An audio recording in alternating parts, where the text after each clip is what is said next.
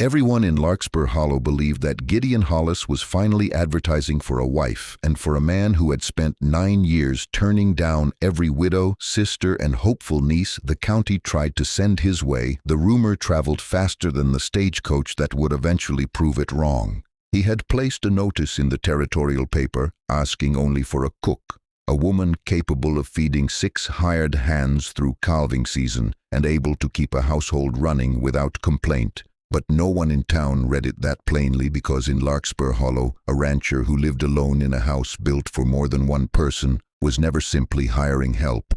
He was, in their minds, finally admitting defeat to his own loneliness. If you have ever wondered what it costs a careful man to hope quietly for years without saying so out loud, stay with this one until the end, because there is a promise in it worth waiting for. Gideon had built that house himself, board by board, the summer he turned 25, and when he finished the kitchen table, he had made 2 chairs instead of 1, though he could not have said, even to himself, exactly who he expected to fill the second.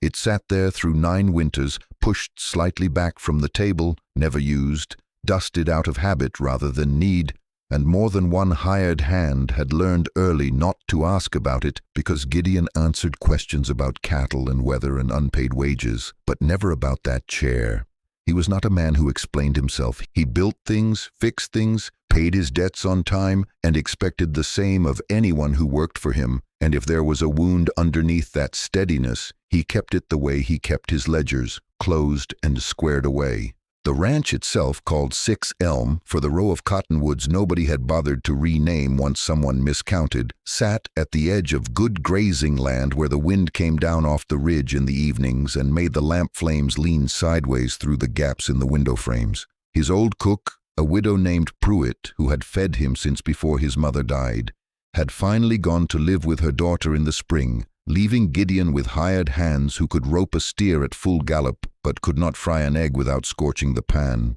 and a kitchen that had gone quiet in a way that bothered him more than he wanted to admit.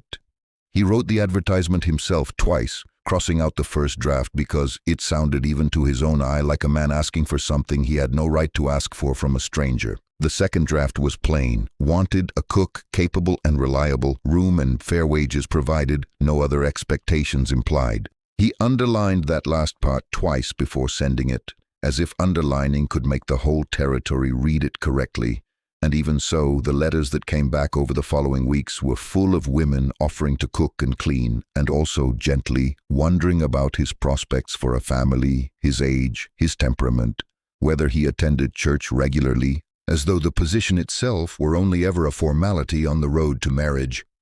He answered none of them. Then, near the end of summer, a letter arrived that was different from the others in a way he noticed before he even opened it. The handwriting narrow and even, no flourish to it. The kind of hand that belonged to someone who had learned to write for use, rather than decoration. The letter was short. It said the writer could cook plainly and well, could manage a kitchen and a pantry and a household budget without waste, and that she was applying for the position exactly as advertised and no other. It said in a single line near the bottom that Gideon read 3 times before setting the paper down, that she wished to be clear from the start that she was answering for work, not for a husband, and that if he required anything more than a cook, he ought to say so now, so that neither of them wasted the fare. He sat at his kitchen table a long while after reading it, looking at the second chair, and though he could not have explained why, something about the bluntness of the letter settled a question in him he had not known he was still asking.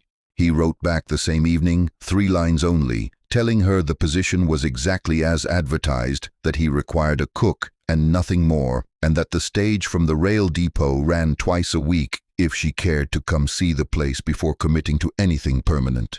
He signed it Gideon Hollis, 6 Elm Ranch, and did not sign it with any warmer word than that, because he meant, at the time, exactly what he wrote. She arrived on a Tuesday in early September on the 2nd stage of the week, and Gideon knew her before the driver had fully reined in the horses, because she was the only passenger who stepped down without waiting for a hand, setting her own trunk on the ground with the economy of someone accustomed to managing for herself. Her name was Naomi Foster, and she was younger than he had expected from the steadiness of her letter, though something in the way she held herself made the difference in years feel smaller than it was. She wore a plain traveling dress the color of weathered wood, her hair pinned back without ornament, and she looked at the ranch house behind him, and then at the barn, and then at him, in that order, as though she were assessing the whole property the way a buyer assesses land before making an offer. He introduced himself. She said her name in return, and then, before he had finished gesturing toward the wagon, she said the line that would follow both of them for longer than either expected. "I can cook, Mr. Hollis, and I can keep a good house, but I want it understood plainly before I unpack a single trunk that I am not here to be a wife. I have my reasons, and they are mine, and I would rather you know it now than have either of us pretend otherwise later." Gideon looked at her for a moment, the wind moving the brim of his hat, and something in her tone told him this was not shyness or caution, but a line she had drawn for herself long before she ever answered his advertisement, a line she intended to hold regardless of what he said next. He answered the only way that felt honest to him. "That suits me fine," he said. "I asked for a cook, nothing more." She studied him a beat longer, as if checking the words against his face for any crack of insincerity. And finding none, she nodded once and reached for the handle of her trunk before he could offer, which he found, without quite deciding to find it, oddly admirable. It was Ezra Combs, the neighbor whose land bordered 6 Elm to the north, who first put voice to what the rest of the county would spend the following months whispering.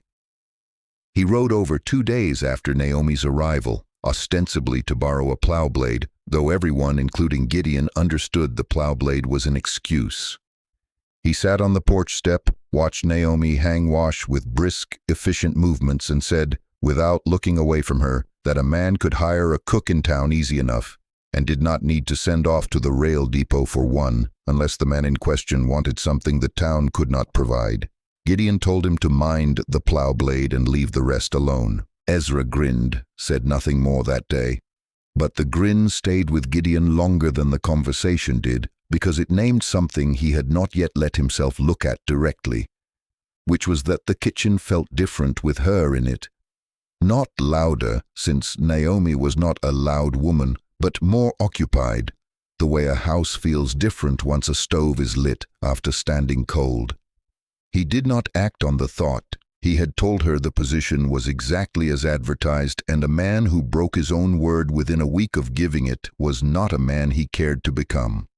The weeks that followed took the shape of ordinary labor, and it was in that ordinary labor, rather than in any single dramatic moment, that Gideon began to understand what kind of woman he had hired. She rose before the hands did, had the stove going and the coffee scalding by the time the first boots hit the porch, and she fed 6 grown men on a budget that would have embarrassed most households twice the size, not through stinginess, but through a kind of careful arithmetic she kept in a small notebook she never let anyone else read. She did not chatter. She answered what was asked and offered little beyond it. But Gideon noticed that her silence was not the silence of someone with nothing to say, but the silence of someone who had learned, somewhere before he knew her, that saying too much cost more than it was worth. He noticed other things too, the way she paused a half-second too long before answering any question about her family, the way her eyes moved to the window whenever a rider approached the ranch before she had confirmed who it was, the way she kept one particular trunk locked even after the others had been unpacked and stored. Its key on a cord she wore beneath her collar rather than on the ring with the rest. He said nothing about any of it because it was not his business, and because the letter he had received before her arrival had promised him a cook, and a cook was precisely and generously what she had given him. Trust, when it built between them, built the way trust builds between practical people, through repetition rather than declaration. She learned that he preferred his coffee unsweetened and his silence in the mornings. He learned that she read every newspaper that came through the house cover to cover, including the sections most women in the territory skipped, the market prices and the land notices and the legal announcements, reading them with an attention that seemed less like curiosity and more like vigilance. One evening in October, after the hands had gone to the bunkhouse and the dishes were done, He found her sitting at the kitchen table with a length of muslin, mending a torn shirt sleeve that belonged to one of the hired men, and on impulse, or something close to it, he sat down across from her, in the chair that had never been used, and asked her plainly whether the position suited her so far. She looked up, and for a moment something passed over her face that was not quite surprise and not quite gratitude, but sat somewhere between the two, and she said that it did, that she had not expected a household run so fairly, that most men who hired a woman to cook expected her to also apologize for existing in their kitchen, and he had never once made her feel that way. He said that seemed a low bar to clear. She said that in her experience, it was a bar most men did not clear at all, and something in the flatness of that statement told him it had been earned through more than idle observation, though she offered nothing further, and he did not press. It was the first time either of them had sat in that particular pair of chairs together, and though nothing was said about it, and neither of them remarked on the coincidence, Gideon found himself noticing, later alone, that the second chair no longer looked quite so unused. By the time the first frost hardened the ground outside 6 Elm, Gideon Hollis had stopped thinking of Naomi Foster as simply the cook he had hired, and started thinking of her, quietly and without permission from himself, as someone whose presence had become load-bearing in the structure of his days, the way a beam becomes load-bearing not through announcement but through the slow settling of weight upon it over time. He did not say this to her. He was not a man given to saying such things even when they were true, and he had promised her on the day she arrived that he wanted nothing beyond what the position required, a promise he still meant to keep, though keeping it had grown harder in ways he had not anticipated when he made it. Their days had taken on a rhythm that felt, to an outside observer like Ezra Combs, suspiciously like a marriage already underway in every respect but the name, though neither Gideon nor Naomi would have described it that way, since both of them guarded their words too carefully to hand out a term with that much weight attached.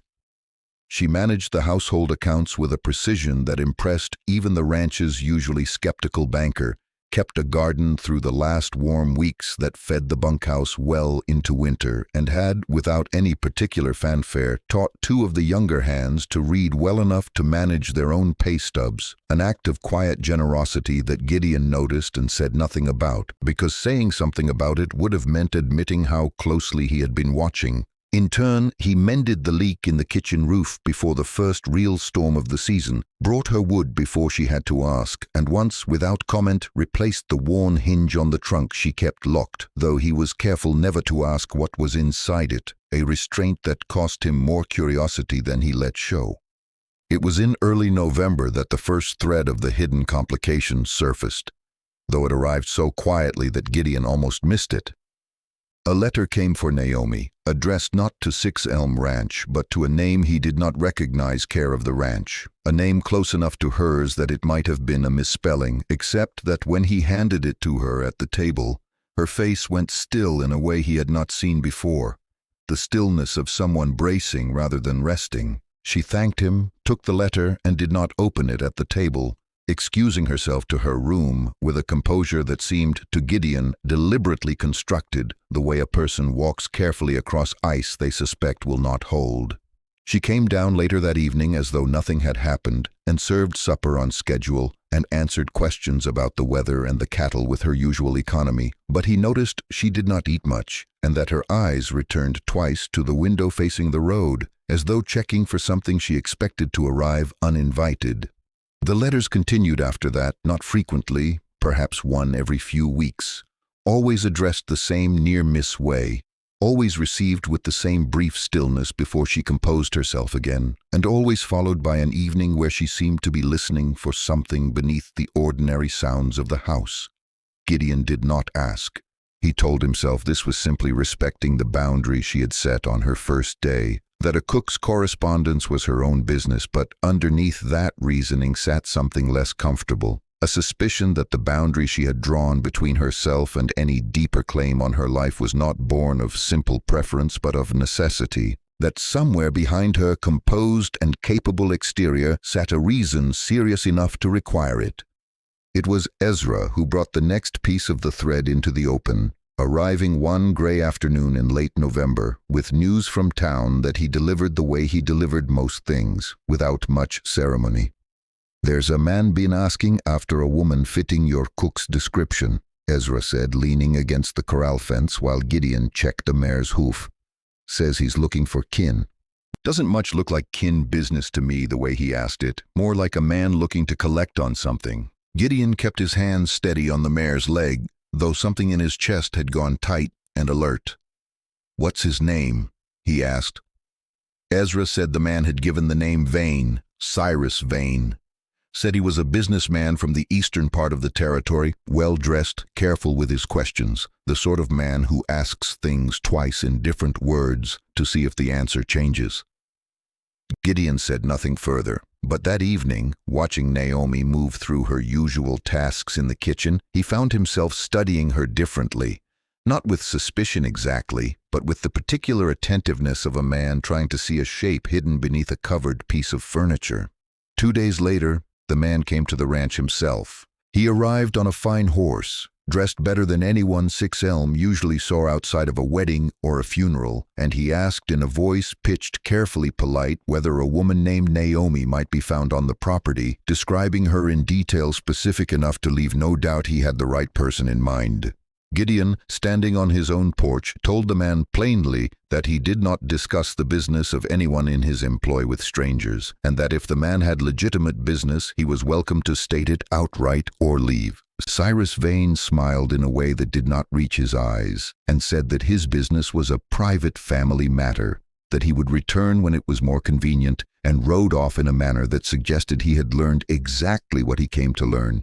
which was that she was there. That night, after the hands had gone to the bunkhouse, Gideon found Naomi standing at the kitchen window, watching the dark road, her hands folded tightly enough that her knuckles had gone pale. And when she turned and saw him, she did not pretend, for the first time since she had arrived, that nothing was wrong. She told him then, standing in the kitchen with the lamp burning low, in a voice stripped of its usual careful evenness, the truth she had been guarding since before she ever answered his advertisement. Her father, she said, had borrowed heavily from Cyrus Vane over several years, first for the farm, then for debts that grew from bad decisions rather than bad luck, until the sum owed had grown larger than the farm itself was worth, and Vane, rather than calling the debt due in money her father did not have, had proposed instead that the debt be settled through marriage, that Naomi become his wife in exchange for the note being torn up, a bargain her father had accepted on her behalf, without asking her a single question about her own wishes in the matter. She had learned of the arrangement only 2 weeks before the ceremony was meant to take place, had confronted her father, who told her plainly that the farm and the family's name depended on it, and rather than accept a bargain made over her head as though she were livestock rather than a daughter, she had taken what little money she had saved from years of quiet frugality left in the night, and traveled far enough west that she believed the debt and the man attached to it would never find her. She had answered Gideon's advertisement not because she sought a husband to replace the one forced upon her, but because she sought precisely the opposite, a position where she could earn her own bread through her own labor and owe no man anything beyond an honest day's work for an honest day's wage. And that was why, on the very first day, she had drawn the line she drew, because she had learned, at great cost, exactly what it meant to be handed to a man as payment for someone else's debt, and she had sworn to herself she would never again let any arrangement, however comfortable, blur into something she had not freely chosen. Gideon listened to all of it without interrupting, his jaw tight, and when she finished, the kitchen sat quiet a long moment, the kind of silence that follows a truth too heavy to answer quickly. He said finally that the debt sounded like her father's to answer for, not hers, and she said that the law and men like Vane rarely saw it that way when a daughter's hand had been offered as collateral in writing, that Vane held a signed note naming her specifically, and that a note like that, however unjust, carried enough weight in a territorial court to make her life difficult for a long while, if he chose to press it. Gideon asked what the sum was. She told him, and it was a sum large enough to strain even a ranch as solid as Six Elm. and she added quickly that she had not told him any of this to ask for help, that she had managed alone this far and intended to keep managing alone, that she had only told him the truth because she owed him that much honesty after the trust he had shown her, and that she would leave before she let her troubles become his burden. Gideon sat with that for a long moment, turning his coffee cup slowly on the table without drinking from it. And then he said the thing that would echo through the rest of their lives together. In the quiet, practical way all his important statements tended to arrive. "I never asked you to be a wife," he said. "You made that plain the first day, and I meant what I said back, that the position was as advertised and nothing more. But I never said I wouldn't stand for a person working under my roof, whatever the trouble follows them here. You didn't ask for help. I'm offering it anyway because that's a different thing than asking, and because a debt built on selling a daughter isn't a debt at all in my eyes. It's a theft dressed up in paperwork." Naomi told him, her voice unsteady now in a way it rarely was, that she could not ask him to spend money he had worked years to save on a debt that was never his to carry. He said, plainly, that she had not asked, that he was choosing it, and that a man who built a second chair 9 years ago and never once regretted keeping it empty until she filled it without either of them saying so out loud, was not a man inclined to let the person who filled it walk off into a debt he had the means to end. It was not a declaration of love. Not in the shape either of them might have imagined such a declaration taking, but it landed with more weight than any speech could have carried, because it was practical, and because it was true, and because Naomi understood, standing there in the lamplight, that he was not offering to solve her trouble in exchange for anything. Not marriage, not gratitude, not even a change in the terms she had set on the first day.